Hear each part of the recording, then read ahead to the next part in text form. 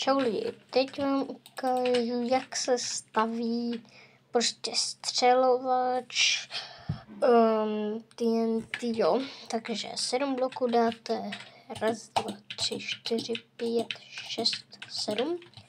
Takhle to propojíte, 1, 2, 3, 4, 5, 6, 7. Teď dáte slab,